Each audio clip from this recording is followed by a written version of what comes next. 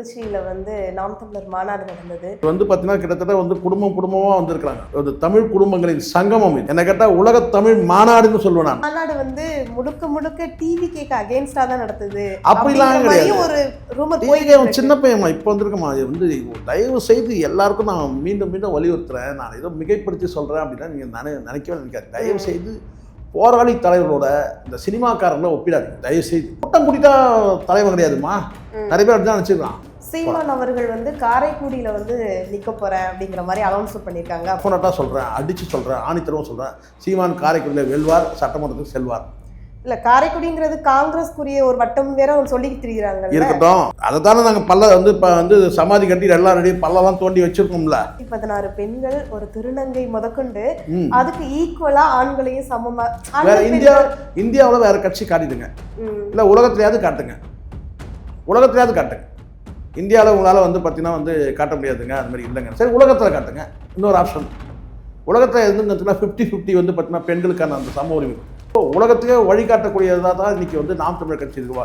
இன்னைக்கு நம்ம பேசுகிறோம், இதை காலம் வரலாறு பேசுகிறோம். நாளைக்கு நிம்மதி ப்ராப்பர்ட்டி மேனேஜ்மெண்ட் உங்கள் பழைய வீட்டை புதிய வீடாக மாற்றலாம் வாங்க. வாய்ஸ் ஆஃப் தமிழ்நாடு நேயர்களுக்கு வணக்கம். இன்று நம்மளோட சிறப்பு நேர்காணலில் சேகர் ஜெய்சங்கர் வந்திருக்காங்க. வாங்க பேசலாம். வணக்கம் சார். வணக்கம். எப்படி இருக்கீங்க சார்? நலமா இருக்கம்மா சார். சமீபத்தில் திருச்சியில் நாம் தமிழர் மாநாடு நடந்தது.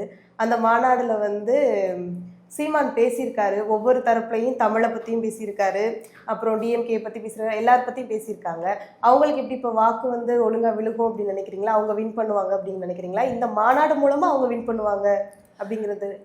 மாநாடுன்றது ஒரு ஒரு நிகழ்வு, அவ்வளோதான். சீமானுடைய உழைப்பு கிட்டத்தட்ட 16 ஆண்டு, கிட்டத்தட்ட 20 ஆண்டு காலத்தை நோக்கி போயிட்டுருக்கு. சரிங்களா? அப்படி இருக்கும்போது இந்த மாநாடு நிகழ்வு மூலமாக தான் இதை வாக்களிக்கணுன்றது கிடையாது. இது அதனால தான் சொல்கிறேன், இது கேட்டால் ஓட்டு அரசியல் கிடையாது. இது ஒரு உணர்வு போராட்டம் அரசியல். இது ஓட்டு அரசியலுக்காக இந்த மாநாடு, இது ஒரு வகையான ஒரு உணர்வு போராட்டம் தான் இது. இங்கே கடந்த காலத்தில் நிறைய கருப்பு பக்கங்கள் இருக்குது. எல்லாத்தையும் புரட்டினோம்னா இங்கே பார்த்தீங்கன்னா பெரிய அதிர்வலையே ஏற்படும். இன்றைக்கி தமிழ்நாட்டில் ஆட்சி அதிகாரத்தை காங்கிரஸ் கைப்பற்றணும்னு நினைக்குது. சரிங்களா? அதனுடைய மறைமுகமான முதல் ஸ்டெப்பு தான் ஆட்சி அதிகாரத்தில் பங்குன்னு கேட்குறது. இங்கே காங்கிரஸுக்கு எந்த பங்கும் கொடுக்கக்கூடாது. அது கொடுக்கக்கூடாது என்பது ஏன் கொடுக்கக்கூடாது அப்படின்னா, நீங்கள் கடந்த கால அரசியல், நீங்கள் ஒரு 20 ஆண்டு கால அரசியலை நீங்கள் பின்னோக்கி பார்த்தீங்கன்னா தெரியும். இளைஞர்கள் நடத்தின அந்த அட்டூழியங்களாக இருக்கட்டும், அதுக்கப்புறம் இங்கே நடத்தின ஊழல் ஆட்சியாக இருக்கட்டும், காங்கிரஸ் மத்தியில் இருக்கிற ஆட்சி சொல்கிறேன். காங்கிரஸோட ஊழல் நீங்கள் எடுத்திங்கன்னா பல வண்ணங்கள் எடுக்க முடியும், கலர் கலராக இருக்குது ஊழல். ஆனால் இங்கே நம்ம தேசிய வியாதி என்ன? சுஜாதா சொன்ன மாதிரி நம்ம தேசிய மறதி தான் நம்ம தேசிய வியாதி. மானமுள்ள தமிழர்களால் மறக்க முடியாது. கரெக்டாக? அதனால் என்னுடைய பார்வையில் கேட்டால் இங்கே முற்றிலுமாக தமிழ்நாட்டில் தேசிய கட்சிகள் கால் ஊன்றக்கூடாது. கடந்த காலத்தில் சில தியாகங்கள், பல தியாகங்கள் செய்து தான் திராவிட கட்சிகள் காங்கிரஸை பின்னுக்கு தள்ளிச்சு. ஆனால் அந்த காங்கிரஸ் கட்சியை மீண்டும் உயிர்த்தெழ வைக்கிற மாதிரியான சில நடவடிக்கைகள் நம்ம பார்க்குறோம். அது ஒரு கட்டத்தில் நீங்கள் திமுக அரசு அதை மெல்ல மெல்ல கரைச்சி கொண்டு வந்திருந்தால் கூட, இன்றைக்கி பார்த்தீங்கன்னா மெல்ல மெல்ல கரைச்சி கொண்டு வந்தாலும் இன்றைய அரசியல் கிட்டத்தட்ட இன்றைய அரசியல் விட ஒரு 16 ஆண்டு கால அரசியலை பார்த்தீங்கன்னா சீமான் தலையெடுப்புக்கு பிறகு தான் காங்கிரஸ் கோமா ஸ்டேஜுக்கு போனது. ஆனால் அப்படி ஒரு கோமா ஸ்டேஜுக்கு போன அந்த காங்கிரஸை இன்றைக்கி திமுக பார்த்தீங்கன்னா சிரஞ்சி வச்சு இதை குளுக்கோஸ் ஏற்றிட்டு இருக்கு. இன்னொருத்தன் என்ன பண்ணுறான்னா பாதாம் பிஸ்தாவும் பலகாரத்தையும் வச்சு எழுப்பிட்டு இருக்கிறான். யார்? விஜய் தான் நான் சொல்கிறேன். வா ஆட்சி அதிகாரத்தில் பங்கு கொடுக்குறேன்னு சொல்லிட்டு இப்படி இருக்கிறாங்க. அப்போ இந்த சிச்சுவேஷனில் சீமான் அவர்கள் ஒரு 6 அடிக்கு குழியை நோண்டி, ஒரு 6 அடி பள்ளத்தில் குழியை நோண்டி செங்கல் மணல் ஜல்லி எல்லாம் வர வச்சு, சிமெண்ட் எல்லாம் வர வச்சு சமாதி கட்டுறதுக்கு தயாராக இருக்கிறார். ஏன்னா இந்த காங்கிரஸை படுகொலியில் தள்ளணுன்றது தான் லட்சியமே, குறிக்கோளே. இது நாம் தமிழோட பல கொள்கைகள் வேற, லட்சியங்கள் வேற. ஏன்னா இன்னைக்கு தமிழ்நாட்டில் காங்கிரஸ் கட்சியை முற்றிலுமாக இன்னைக்கு இந்த நிலைமை, இன்னைக்கு இருக்கிற நிலைமை, ஆட்சி அதிகாரத்துக்காக பிச்சை எடுக்கிற நிலைமைக்கு ஆனது காரணமே பார்த்தீங்கன்னா சீமான் நாம் தமிழர் கட்சி. மறுக்கவே முடியாது யாருமே. அப்படிப்பட்ட அந்த காங்கிரஸ் கட்சிக்கு குளுக்கோஸ் ஏற்றுற வேலையும் பாதாம் பிஸ்தா கொடுக்குற வேலையும் வந்து பார்த்தீங்கன்னா இங்கே இருக்கிற தமிழக வெற்றி கழகமும் திராவிட முன்னேற்ற கழகமும் பண்ணுது. இன்னைக்கு திமுகவே அச்சுறுத்த இடத்துல வந்து காங்கிரஸ் இருக்குது. இன்னும் ஆட்சி அதிகாரம் இல்லை சென்ட்ரலில், நல்லா கவனிங்க, சென்ட்ரலில் ஆட்சி அதிகாரத்தில் இல்லை. ஆனாலும் இங்கே தமிழ்நாட்டில் ஆட்சி அதிகாரத்தை கேட்குறாங்க. நல்லா தெரியும், கூட்டணி வைக்கும் போதே தெரியும். மத்தியில் கூட்டாட்சி, மாநிலத்தில் சுயாட்சி. கொள்கை தெரிஞ்சு கூட்டணி வச்சுட்டு இன்னைக்கு திமுகவே அச்சுறுத்தக்கூடிய நிலையில் வந்து காங்கிரஸ் இருக்குது. சரிங்களா? ஸோ இந்த சூழ்நிலையில் இப்போ நம்ம யார் வேணும்? காங்கிரஸுக்கு வந்து குளுக்கோஸ் ஏற்றிக்கிட்டு இருக்கிற திமுக வேணுமா, இல்லை பாதாம் பிஸ்தாவும் பலகாரம் கொடுக்கக்கூடிய விஜய் வேணுமா, இல்லை பாட கட்டி படுகொழியில் தள்ளி வந்து பார்த்தீங்கன்னா சமாதி கட்டுற சீமான் வேணுமா? யார் வேணும்? நாம் தமிழர்கள் யார் வேணும்? மானமுள்ள தமிழர்கள் யோசிப்பாங்க நான் சொல்கிறத. ஸோ அதனால் இது வந்து இந்த மாநாடு நீங்கள் கேட்ட கேள்விக்காக நான் சொல்கிறேன். இந்த மாநாடு என்பது ஒரு அரசியல் பலத்தை காட்டுவதற்கு அப்படின்றத நம்மளால் வந்து சொல்ல முடியும். ஆனால் இது தேர்தலுக்காகத்தான் இந்த மாநாடு அப்படின்றது கிடையாது. இது வந்து பார்த்தீங்கன்னா கிட்டத்தட்ட வந்து குடும்பமாக வந்திருக்கிறாங்க. ஒரு தமிழ் குடும்பங்களின் சங்கமம் இது.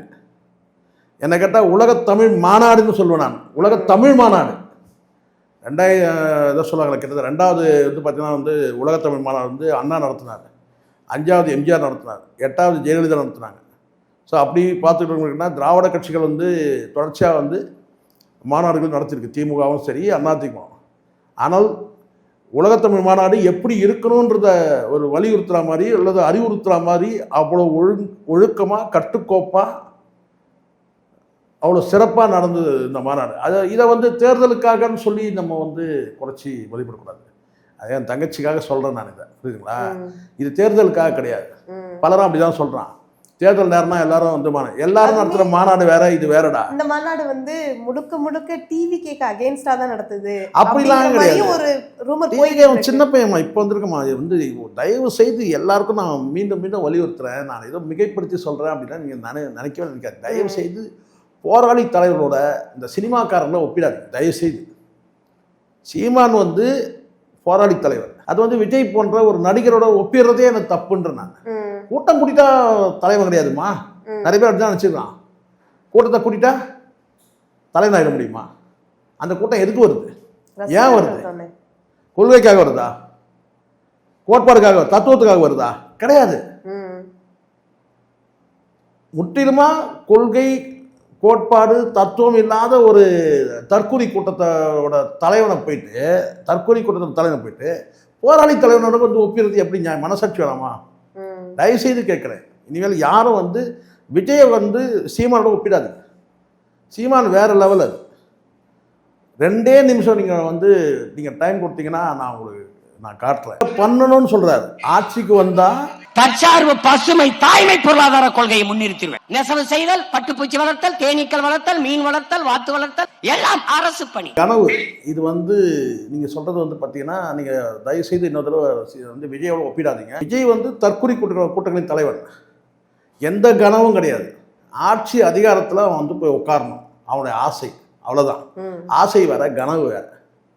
இங்கே வந்து பார்த்தீங்கன்னா வந்து ஒரு ஆட்சிக்கான கனவு இது. தமிழருடைய உரிமை மீட்புக்கான வந்து ஒரு கனவு இது. இந்த கனவையும் கொண்டு போய் ஒரு ஆசையோட வந்து ஒரு பதவி ஆசையோட கொண்டு போய் ஒப்பிடுறதே தவறு. அதனால வந்து ஒரு கட்சிக்கு வந்து பார்த்தீங்கன்னா அதுக்கான கொள்கை, தத்துவம் சொல்லி எத்தனை முறை கேட்டாச்சு.